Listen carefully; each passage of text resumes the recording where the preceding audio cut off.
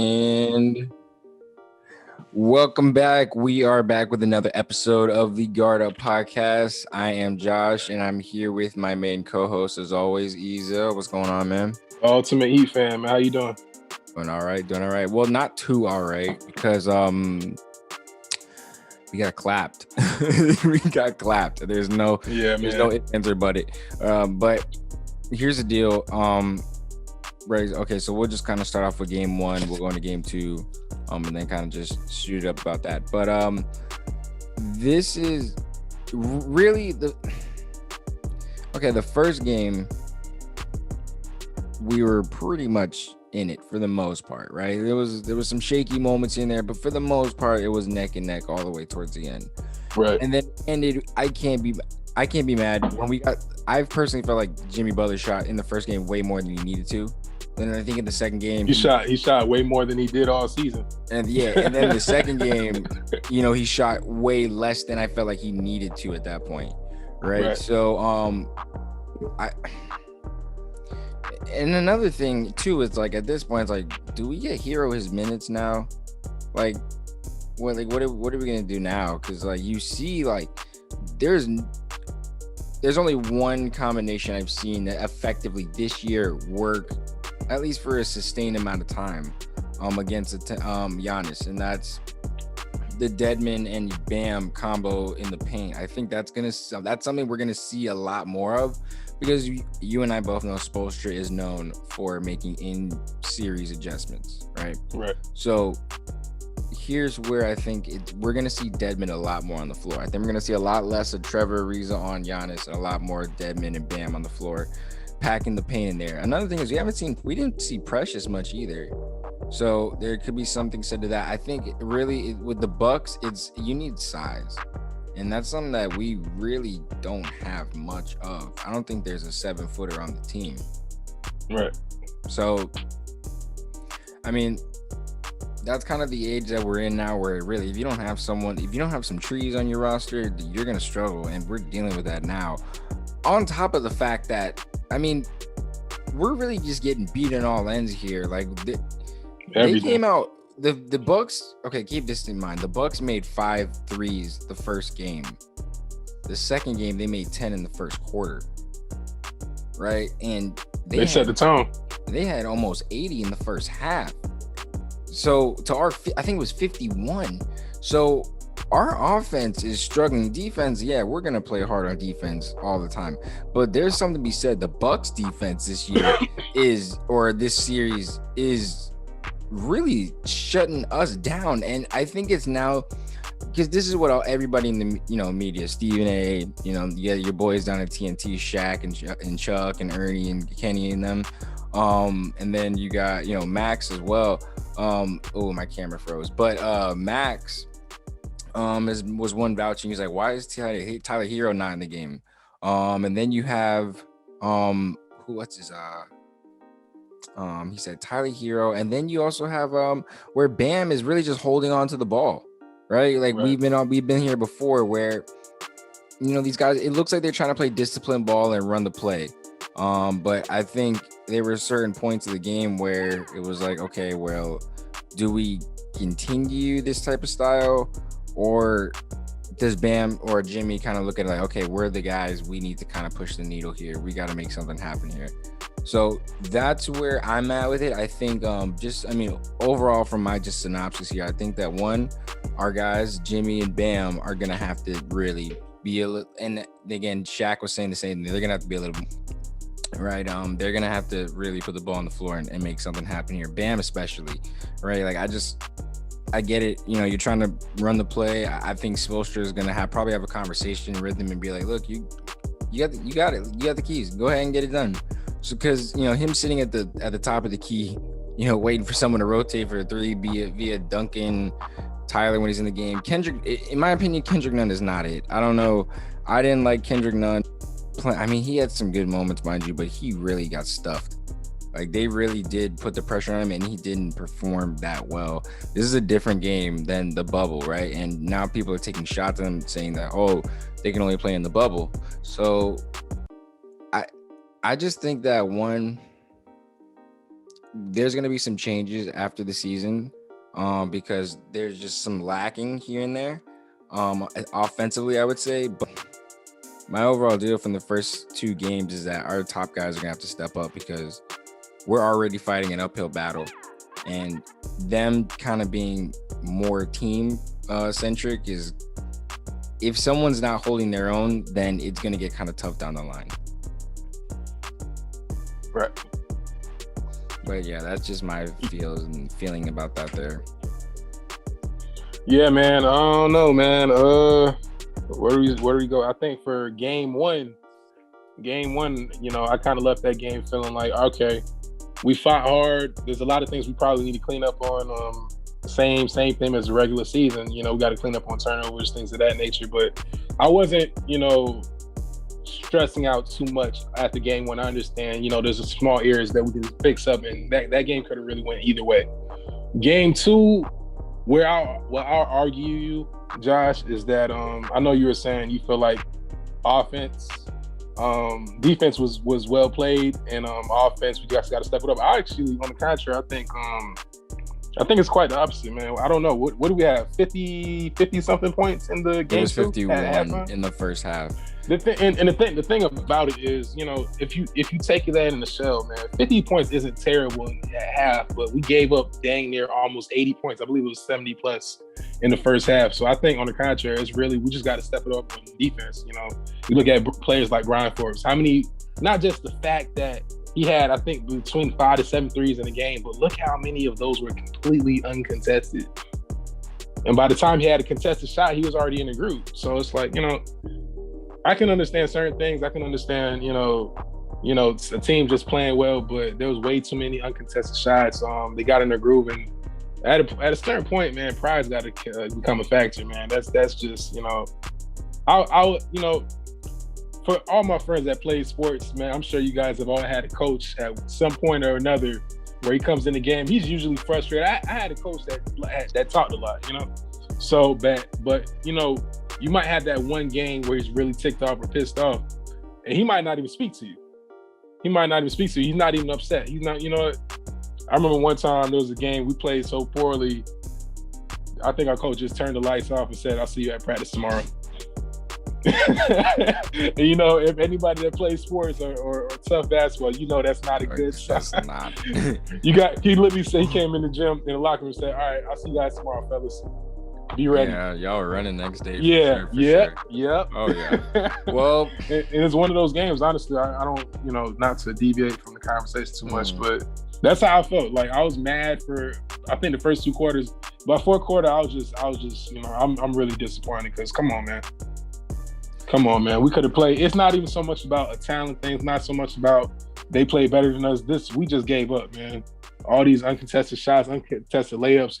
You got to a point in the fourth quarter, you can start seeing players arguing with each other a little bit, you know, and even embarrassing to the point where you got to play like Giannis. It's like, bro, he's showboating, playing soccer with the basketball and things of that nature. Like, there's no excuse for being blown out by 40 points. So I think it just got to, you know, I don't know if it has to be Udonis that has to really get into him. I don't know if it has to be Bam. I don't know. Jimmy needs to step up because our star players, our best players in the series have been Duncan Robinson, Dwayne Dedmon, and Goran Dragic. And I don't mind that. I honestly don't mind that. But you know, we need our stars to step up. I don't mind Jimmy having a poor game, being inefficient. You know, first game, I honestly don't mind. You know, players have bad games, but second game, it's like you're only taking 10 shots. You're not really being aggressive. You're not being the Jimmy Butler that we're accustomed to. Bam Adebayo's being too passive in the entire series. That can't happen. You know, I understand we're playing the structure, we're playing the system, but you're all-star. You were all-star last year, and you're at a point you just got that max deal. You know, so we need you to step up more. We need Jimmy to step up more. As a team, we need to just play with some more heart. You know, whether it's Tyler, I know a lot of people have been talking about whether or not Tyler Hero deserves more minutes, and I love Tyler, so I hate to have to say this, but he hasn't performed. You know, granted, he hasn't had that much time to perform, but in the minutes he's had, he hasn't been ready. He hasn't performed. He hasn't really given us anything.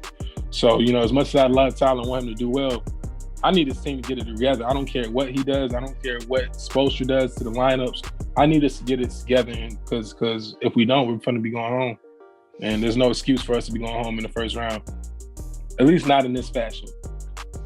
And that tags back to my first point. I know that you disagree with it, but I agree to disagree here, because here's the thing: if offensively, if you're clicking right, the other team by nature has to respect you, which will then negate all of what happened the second, third, and fourth quarter, right? If we're scoring and they're scoring, all right, it's a respect, right? They're not going to just take crazy shots, because they're respecting the fact that you can go down there and hit a shot just as much as they can. It comes to a point where you're not hitting. Once they got up on us by 20, it's like, all right, they're not hitting. They started playing games. And yeah, they got frustrated. But when you're offensively clicking, you don't get to that point. If you're offensively respected, it doesn't get to that point. Your defense is going to be there. But mind you, these are natural freaks here, right? Like, I mean, like, not to call anybody a freak here, but like, let's be real. Giannis isn't the prototype, isn't the natural, normal athlete. He's not. So there's really, like, the nature of defense. There's just certain, most if not all, people can't necessarily guard him the entire way. You just can't. There's just certain things without fouling him you're not going to be able to do. So by that, putting all your eggs on defense, it's not going to get you anywhere, because there's no guarantee that you can stop the ball from getting inside the hole there. Right. So, but if your offense is there, you now have given your defense room for error, which again, you're going to need, because people like Giannis are going to force errors on your defense. So that's just what it is. So that's really where I'm at with the whole thing. I'm like, look, if you're your defense may suffer, your defense may be there, regardless of the fact you're going to get tired and you're going to need, let me tell you something. When you hit critical threes, critical shots that your team needs, it pumps life into your defense going back the other way. So now you have the energy that you didn't need to muster up yourself. You see what I'm saying? So this is why offense is so important. I get it. I'm a defensive guy too, trust me. But offense is so critical. Why? Especially in now's NBA, because you will get shot out the gym in the first quarter. We just saw it. Right? This is the playoffs. Hey, you gotta be able to shoot back. You gotta be able to shoot. This is, if you get shot at, what's gonna happen if you don't shoot back? They're gonna get you. All right, that's the case in point. That's it. That's it. That's the whole series. We're getting shot. We're getting lit up, and there's no ammo. We're getting lit up. Hey, Josh, I got to ask you a quick question. As I sip on my favorite juice, quick question. I see you over there preaching the gospel like our good friend Kendrick Perkins on ESPN would say. Would you rather preach the gospel or have some of mama's cooking?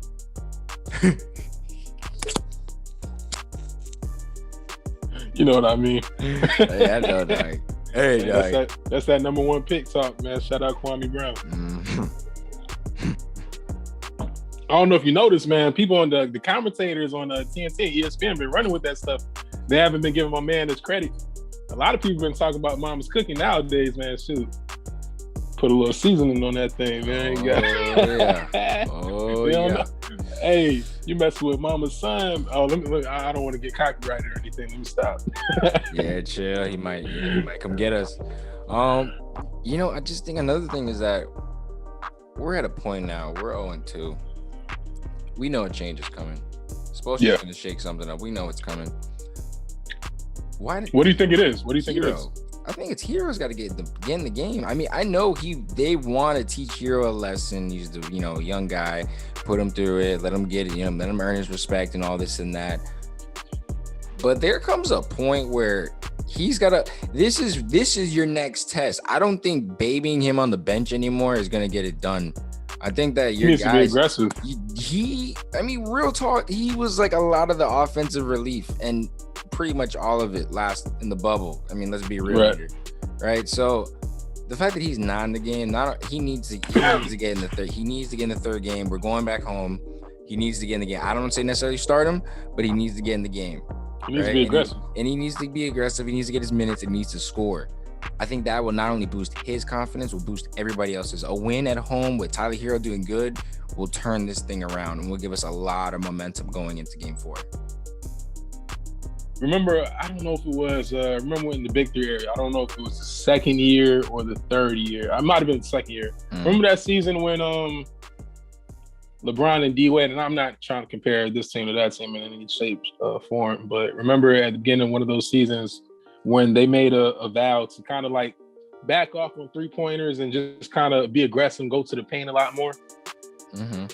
I think in a sense, and obviously you can't really do that too much in today's game because it's so spread out. But the three-pointers are more prioritized in this game. But we need to attack, man. I remember early in the game, even though Milwaukee hit a lot of threes, they got so many points, easy points in the paint, just by constantly being aggressive. We need that from the tip.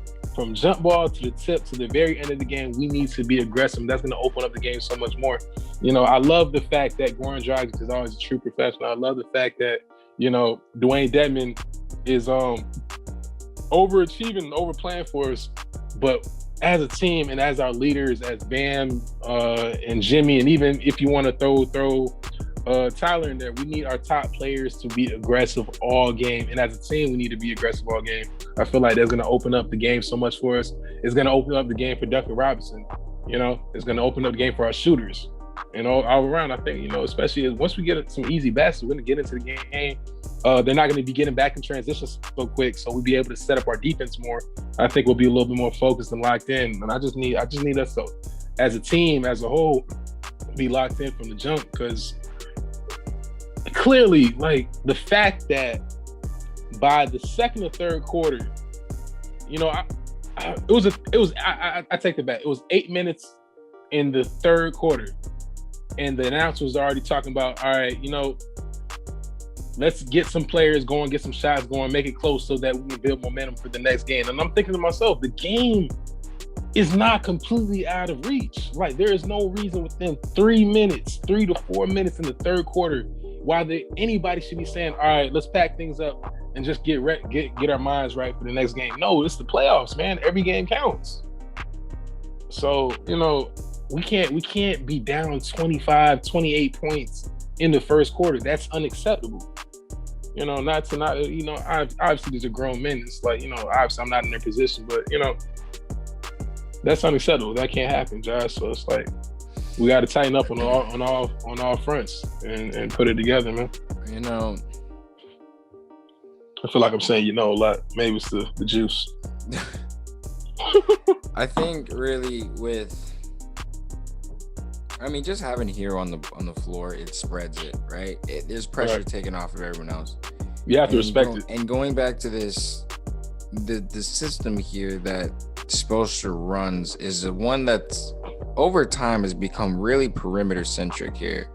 And it's kind of shied away from the paint. You don't have a lot of, if the penetration is coming, it's coming from off of someone that was rolling, or someone that's rolling from the perimeter or cutting from the perimeter, something outside. And I think that maybe having guys just dribble, penetrate, and kick out more would just kind of again, it's kind of hard because I saw them attempt to do it at times in the last game, and those guys, their arms are just long, and once they get the hand on the ball, it's it.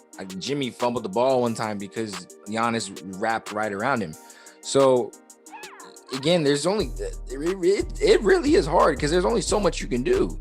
If you're not knocking down shots, because you can't get every bucket from inside, that's just not gonna happen. You gotta hit shots. People gotta hit shots. This is the playoffs. We gotta hit shots. Jimmy can't go 4 for 16. Bam can't only have 10 points. We can't have our leading guys be Dragic, Dedmon, and Duncan. We can't have that. We need to have other guys step up. We have to have our guys that are getting money. We offloaded all these guys with big contracts that weren't earning it. Now our big guys are not getting the job done. They're not earning their keep. But I get it. It's it's a tough deal. So we're going back home. Game 3. I'm gonna get some of Mama's cooking, man. Mama's cooking, man. I think we'll have some of having just getting them off the road, getting them fresh. They realize what's going on here. There's a lot more pressure on them. They're a tough team. I think they're gonna get game 3. I really do think they're gonna game 3. What do you think about because I've been watching closely. It seems like Bam has been really affected by the length of Brook Lopez. You know, you see him trying to do all these short floaters, trying to, you know, float it way over the top, but it's not working. I don't feel like that was as much of a problem last season for him. These guys studied up. I think last season they took us for granted. I think this year these boys studied up. I think they're out for blood. You can tell. Oh, they're trying to get it back, man. Yeah, you could tell. Them boys came back to play. Like they studied tape for real because Bam can't do anything. Jimmy's looking worse than he did ever. Oh my god! And I don't know. And Hero's not on the floor. Hero was the main one that was killing them. He's not on the floor. Everyone else is. I mean, everybody's trying, but it's not getting it done. And Hero was the main one that was killing him, and he's on the bench. So I mean, what do you got to lose at this point? Yeah, they got him completely. Milwaukee has a completely different focus, man. I remember Giannis was getting a lot of flack for this, but he had a pregame or a media day interview before the playoffs, and they were asking him about obviously with Budenholzer being on the line, his job being on the line, all that stuff for Milwaukee. How does he feel about the series? If they can win, if they'll lose, and he says, "I don't know, man. Pretty much, I don't know." But everybody was saying, "Oh man, he doesn't sound confident." But I don't think that was an unconfident. I don't know. I think that was like mind games. It's like, we're locked in. We're locked in. I'm not gonna give the media what they want. I'm not giving you anything. Yeah. We're locked in, and it kind of showed because you can tell these guys were trying to kill us game 2. That was like there was no foot off the brake at all. There was no sign of respect. What the kids say, they was spinning the block. Man, get it back. Yo, like I mean, I knew mentally we were out of it when Ariza pushed up off of that's Giannis. I knew I was like, yeah, we're done. Frustration, most definitely frustration. So. But I'm actually glad, I'm kind of happy that we're getting all the flack that we're getting. I'm glad. I was not happy to see Giannis playing soccer and all that stuff and the crowd getting into it. I'm like, all right, well, all right, bet. Like Florida say, all right, bet. We'll see you in Miami. We'll see you when you get here. All right. Yeah, we see you when we get here. Oh yeah, they trust me. They're gonna feel it. All that is over with.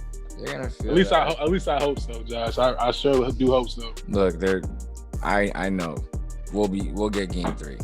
We'll get game 3. Now, here's what the series, or at least our playoff hopes is about now.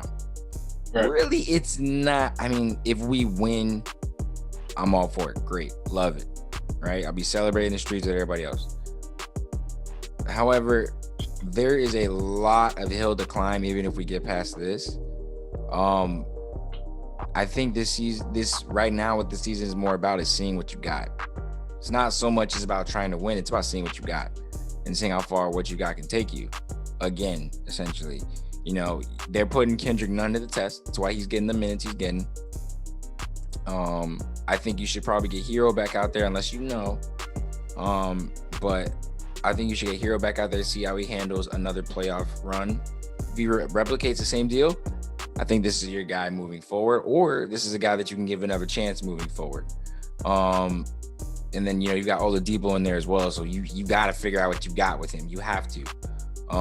Then, Jimmy, I mean, again, he's going to be a Miami guy forever. Honestly, like there's really no worries even talking about him or Bam. They're really untouchable. Right. I mean, Duncan, at this point, we know this is our guy, right? Like you've seen the growth and how he's constantly getting. He's even starting, right? So, like you just got to see what you got. So now they know they got Duncan. I'm pretty sure the close Iowa is being right now. I think what Duncan was going through is what Hero is going through now. I think that he had his moments in the playoffs, but I think there was a certain schedule for him, and I think he fell behind it after that playoff run. And this is probably why he's. I think with Duncan, it's more of a certainty because with Tyler, we have potential high expectations, and the same thing with Duncan, but. In a sense, we're not asking Duncan to do too much outside of his role. Right. Like he's a specialist. The players like JJ Redick. But he's a good one. He's a really good one. Really good. Great. He's great at what he does. So you know what you're getting. You don't feel like, all right, he's going to go through 10 games, 6 games of just struggling. He's a shooter. We're not asking him to go on, take it to the rack all the time. We're asking him to do what he does. With Tyler, young player, but also, he's not just a shooter, man. He can score. He can put on the dribble, on the ball. Sometimes he can play make. And if it's not going well, it just seems to just all around game just doesn't seem to go well. So, both of them aren't really defenders. So, well, yeah, but here's the deal with Duncan at this point. Again, we got to give respect where respect is due. Duncan has been in the league a little bit longer and has had more complete seasons than Tyler. So we got to put that up in perspective here. Right. But with Duncan, I think it's getting to a point now where we not only have the confidence, but we know what we're going to get when he gets out there on the floor. Right. With Tyler Hero, like you said, we hope make something happen. Go get your points, make something happen. See if you can give us some offensive life. With Duncan's on the floor, it's a deliberate move. We need threes. Go get us some threes. That's it. So that comes with a higher level of respect. If someone that's why everybody was asking for Duncan Robinson instead of Tyler Hero. The Hero is because of the hype, but that's why Duncan, they said Duncan is untouchable. Right. That's because even though the fans and the media were propping up Hero, I'm pretty sure the GMs were looking at Duncan like, we want him within those circles. Yeah. Yeah. So we know what we got with Duncan, and I think right now we just don't know what we have with Tyler. I think we need to get to that point sooner than later because we need to figure out this offense. Now, perfect opportunity to segue into a rumor that I came across here that is a very real possibility here. Rumor alert. This isn't coming until after the season. So we all know about the abysmal situation in LA. I'm not talking about the Lakers. Talking about the Clips. Ooh, hold up. Let me get my special juice ready. And this is a good one here. Okay. So, in light of how we're dealing with a lack of offensive firepower here, there's some rumors in some circles over at LA. Your boy Jimmy Butler is close friends with Kawhi Leonard. I've heard. Is actually under the radar. They're actually pretty good friends. So, this is the deal. Also heard that Kawhi's relationships with some of the Clipper organization is going under. I'm not surprised. Now, I was actually joking with some friends today, saying I wonder if Kawhi thinks about whether or not he should have stayed in Toronto. Now, get this. Putting all the pieces together here. Again, this is speculation, but I do like to kind of see how things play out and then put pieces together. Right now, in the case of Kawhi Leonard, who's going to be a free agent, he doesn't sign, right? He moves on. We're going to need some money here. Right now, I see a lot of players outside of some ones that we knew to be some players that will be due some money. I'm seeing them get a lot of playing time right now. Right. All right. I'm seeing guys like Kendrick Nunn. We got to figure out what we're going to do with him. And he's going to he's going to get a little contract. But do we want to deal with that? Do we want to double down on that? So I'm thinking over the course of this, again, it's the playoffs. But you're going to see some guys that we're all in about that we know some. You saw they offloaded some big contracts. They got rid of some Kelly Olynyk. They got rid of some big contracts. Right. Do you see? And then again, Oladipo's not guaranteed. Do you see them making a run at Kawhi? I think so. Oh, knowing Pat, he'll try. Oh, knowing Pat. That's going to be the thing next. Yeah, that's going to be the thing. It's a very real possibility. Like you're saying, if you got a disgruntled star in LA, Pat's going to make an attempt. Pat's going to make it happen. I love Kanku Kendrick. Kanku Kenny Kendrick Nunn, but let's be realistic here, man. Let's be realistic. I'm not even going to say it, but if that time comes, we'll see what happens. Look, man, I'm pretty sure the Heat will find. They do this, like the Patriots do this in the NFL too. So the Patriots and the Heat do this very similar. Or the Spurs. I guess I'll compare that to another NBA team, the Spurs, right? They do a great job of finding talent in the G League and filling holes. right? So I say, if you can make, I mean, really, you've got guys. I mean, if you even really want to do this, think about this. You go to Victor Oladipo. Look, you came off a real injury-prone season. We don't even know if you're gonna play a full season for the years to come, and we're not that comfortable putting this much money on you. Understandable. Why don't you work out this contract down to this point here, right? This affordable number here. Okay. Let's say he takes it. Why should I take that? We're gonna go make a run at Kawhi Leonard, right? Nets boys want to go get Kyrie, KD, Blake Griffin, and James Harden. Pat Riley's like, no. Nobody's out big threeing me ever. So he's gonna go grab Kawhi Leonard. He's gonna somehow, bro. It's possible. It's possible. It is possible money wise. They already offered the contracts to do it. You get me a little too excited, Josh, man. I mean, I'm already thinking, like, imagine. Oh my God, and switch on in a defense where you switch. Imagine Depot going from Jimmy to Kawhi to Bam. Oh my God. And imagine you got Depot, right? And he's healthy. If Depot comes back healthy, you can have him run that point. And because Miami's got a bunch of players that can run 1 and 2. You got a bunch of 1 and 2 guys. And then you got Iggy coming off the bench. Well, if Iggy's still playing. Hey man, if he wants to. If he wants to, he might take. Shoot, yeah, he might shoot, take. Kawhi, shoot, we get UD sometime. Shoot, yeah, okay. UD's gonna be coaching by then. Hey, I don't mind. Yeah, but I mean but like real talk. That's a real possibility. That's what, like, again, like, I think we're in another, like, someone's got to step up to the Nets. LeBron and them looking like, yo, like, we thought we were doing something. We thought we were doing something. Oh no, sir. No, Nobody. No. But like, I mean, you've got so many guys. Like, what do you think Zach LaVine can end up? I don't know. Zach LaVine is gonna stay in Chicago, and hopefully they get Lonzo. Yeah, they're not getting Lonzo. I wonder where Lonzo's going, but that's a topic for another time. Staying or no, I pray he does not stay in New Orleans. He's either gonna stay or go somewhere. I pray, trust me. Back to the Lakers, maybe. No, Lakers don't deserve him. No. Back to the Lakers, maybe. No. And then we see LeVar Ball all over ESPN There's no again. point, man. No point. You already got LeBron there. You've already seen how that works out. There's no point. You know what? I get annoyed. I'm not trying to segue from my beloved Heat, but as a Lonzo fan, I am so sick and tired of these teams trying to have 1 million point guards. Like, why? All right, I love the fact that you got Magic Johnson, Rajon Rondo, LeBron to try and mentor this guy as a point guard. But you don't need that. You go to New Orleans where he gets his own team. Why on earth are you drafting all these point guards? You gotta have depth, bro. You gotta have depth, bro. Look. When you have a Jason Kidd type potential like point guard, you don't need 5 other point guards. You gotta have depth. What if he gets hurt?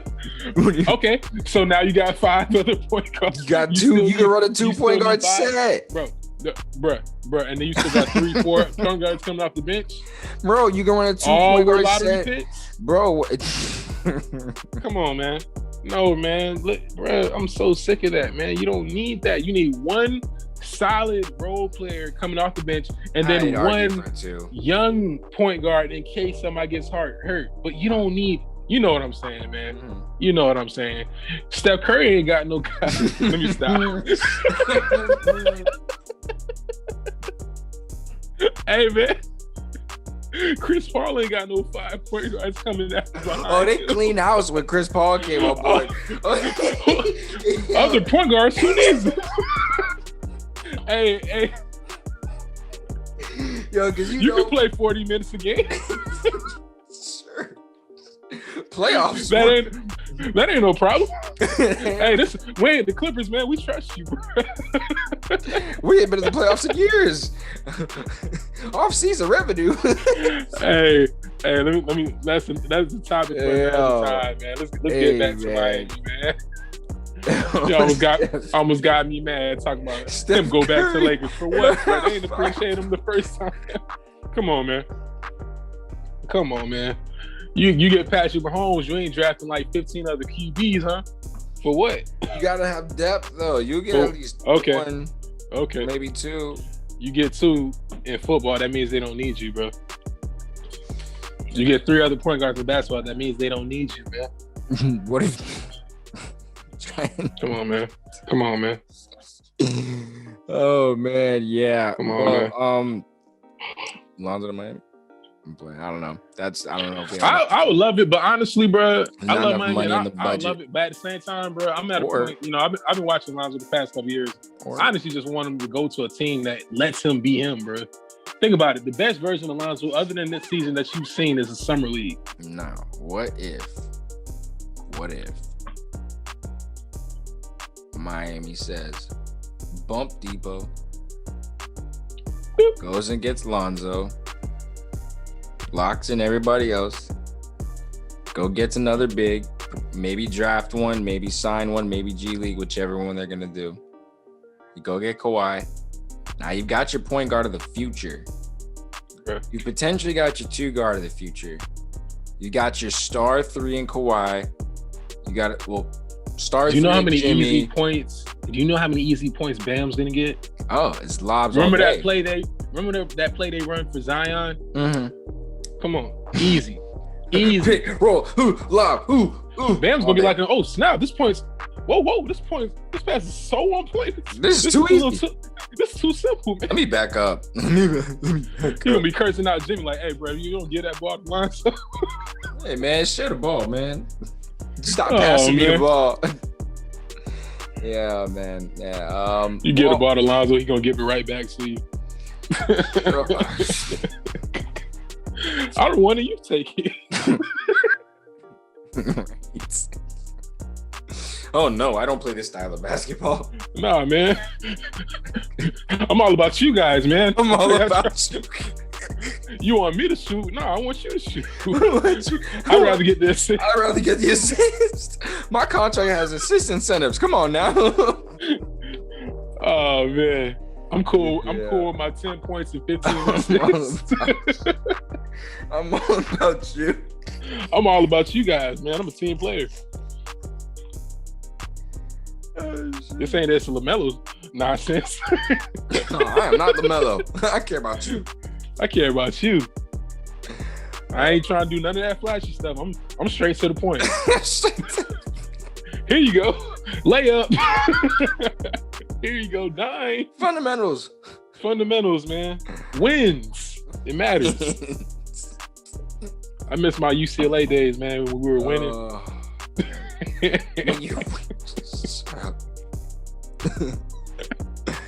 Oh man, I got drafted to my own team. They did me dirty. It's crazy. It's unfortunate. You can't make it. You can't make it up. Y'all brought in my favorite. Y'all brought in my idol and cut me. That's crazy. Think about it, man. Imagine being 20 years old. Like, imagine how I would feel if I made it to the NBA and D-Wade, D-Wade wasn't on the Heat, right? And I got drafted to the Heat. And D-Wade came back around that same time. They said, yeah, and then they said, well, I take it back. Remember what happened to when LeBron had made those comments saying he wanted the Heat to draft Shabazz Napier? Shabazz Napier, yeah. And what happened? Pat Riley made it happen. What's the first thing that happened? Well, and I'm gone. LeBron James is signed with the Cleveland Cavaliers and everything was on fire. I'm like, bro, Brian, they literally gave you what you wanted. And he said, I'm out of there. LeBron. Man, Lonzo got to play with his idol, and then they traded him. Oh man, that's crazy. We got a couple games in there. Yeah, a couple highlights. Hey, they made history with that triple double. That 2-game triple double. I mean, that 1 game with 2 players having a triple double. I'll give it to him. That was pretty unique. You can tell his kids about that. Yeah, you know, LeBron, yeah, man. The guy. I spent a lot of league pass money to watch that. I hate Lakers. Think about it. I am a diehard Lakers hater. I when I tell you I can't stand the Lakers with a passion, and I watched every game with Lonzo, bro. I love Lonzo, bro. I hate the Lakers. I love Lonzo. It's a lot of league pass money, dog. Hey, Lonzo the GOAT is worth it.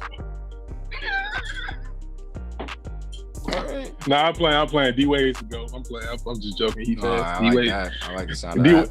D-Wade's the GOAT, but I mess with Lonzo. Lonzo's my little dude, man. Well, I don't have anything left. That's pretty much how I feel about it. I think we're gonna get game 3. It's my personal opinion there. Did you have any final closing thoughts about it, or hey man, closing remarks about the Heat?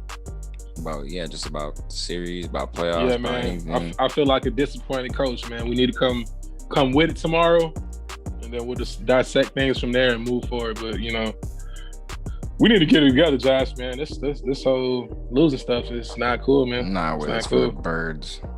It's for the birds. Speaking of birds, man, did you hear about Trae Young? Did you hear about Trae? Hey, man. The villain of the Garden? Yeah, I heard about him. Did you see what Kodak Black said? No, I actually didn't. He literally, I think he tweeted out, he said, man, how you gonna be scared of play? How you gonna be scared of birds, but you play for the Hawks? That is some Kodak. That is the most Kodak thing I've heard all year. Speaking of that, hold on. Hold on. Are we allowed to use any kind of profanity on this show? Like the D word, the DA. It's not really a curse word. It's not really a curse word anymore.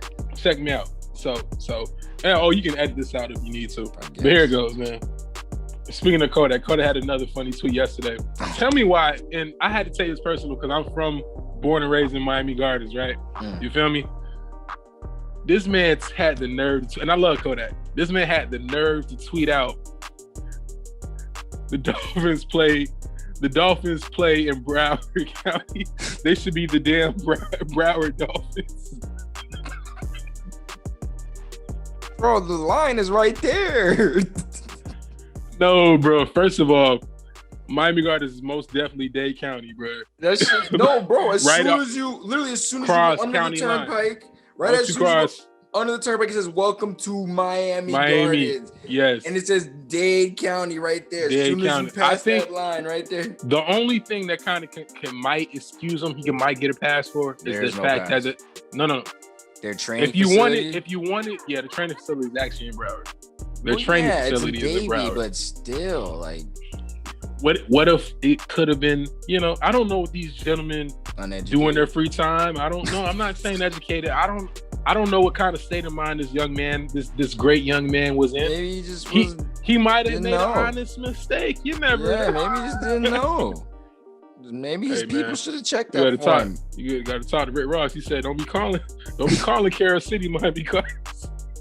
Right? Hey, they wouldn't have said it was still Carol City. Oh, right? No, it's not Carol City. It's in Miami Gardens. Right. Carol City's right there. Right there. Damn, shoot. Well, this is the end of this episode. So, thanks for watching, guys. We're just going to kind of take this as it goes, really. We're going to watch the next game, and then we will have the next podcast with our thoughts on that. So, without further ado, we're going to close this one. So, with that being said, peace.